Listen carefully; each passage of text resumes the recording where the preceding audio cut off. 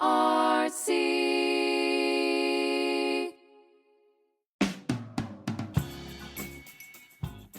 Today we're talking to Tiffany Smith, who is a BRC community counselor and the facilitator of our BIPOC support group.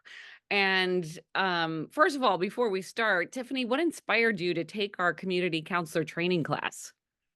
Honestly, I think it was just the opportunity to help, to be able to really help support moms on their breastfeeding, nursing, pumping, weaning journey. I remember when I was breastfeeding and I didn't have the support of the BRC, and it would have been nice to be able to have a community counselor when I was going through my 5+ years of nursing and pumping. Yeah. And did you have a good support system? I did. I had a good support in my family, but none of my family breastfed. So really, I was kind of figuring it out on my own. I did utilize a lactation consultant, through the hospital, and once I got home with my children, but I didn't have a resource as great as the BRC. Oh, well, thank you very Yeah, much. yeah. So I was very interested in starting a BIPOC support group just as we learned more and more about systemic racism and racism within the healthcare system, and just like a desire to talk to people that have the same cultural background and look like me. And, so I'm looking at our lactation consultants. So we have 20 lactation consultants that work for the BRC, and a third are of color, a little less than a third, so not so much. And that's a whole nother discussion, is why we have the Looks Like Me scholarship to become a lactation consultant. But so I felt like this was important because I don't know what I don't know, so I may be doing something inappropriate or not being culturally sensitive and not even know it. And so Tiffany here jumped up as one of our community counselors to volunteer to facilitate the group.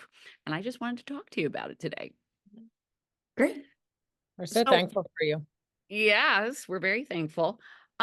So are there unique challenges among this group of women that you've encountered where this is a better fit for them than our regular support groups that include all races?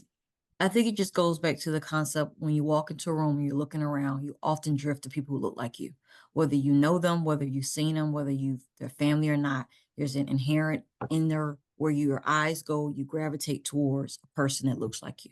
So We it's had just like when we you had a staff get together. We were decorating cupcakes, and I look, and there's tables set up, and it was all the Black lactation consultants were sitting at one table. So you are absolutely right. correct. Yeah. Just like when I take my children to Target and they go down the aisle, they're looking for the dolls, they're gonna go past every doll until they see a doll of color, a Black doll. Yeah. So that's Yeah. why it's so important that there are always spaces where there are Black and brown people present, and not just in one type of way. From the leadership all the way down to the doers, from the CEO down to the boots on the ground. It should be a surely a myriad of races and colors and backgrounds and ethnicities and things of that nature. Yeah, which we need to add to our board of directors and to our staff, and we are working on it, trust me. It takes time, but long as the key thing is that you're already making the right steps. So you've taken a pulse check of your organization and you said, hey, where are areas of improvements at? Where can we as an organization do better?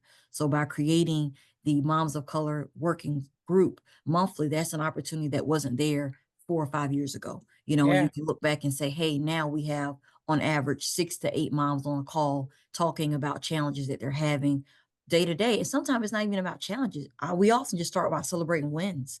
We want to Yeah. start by what are you doing well? Like what's going well? We can get into what's going wrong because there's always something going wrong. But what has gone well in the last 30 days? And then being able to That's a say, great way "Wow, to start the meeting. That's an amazing, listen, how positive. Yeah. we gotta lead with love and lead with Yeah. kindness because we have to be kind to Great. ourselves. We have to be kind to us on this journey. I say all the time, breastfeeding is hard, motherhood is hard, and no one tells you that. No one that's not in the book. The book talks about the peasy feesies, but the Yeah. day to day is hard and it's tough and it's unkind and it can take its toll. But we're all here to support you one day at a time, and so that's kind of how we take the meetings and we let people. I let them, hey, you go, you share what's going on with you, what's not going on. It's a place, it's a safe space, it's a space where like we've all been there, or we're going there, or we're headed there, or may not know we're headed there yet, but we're all there.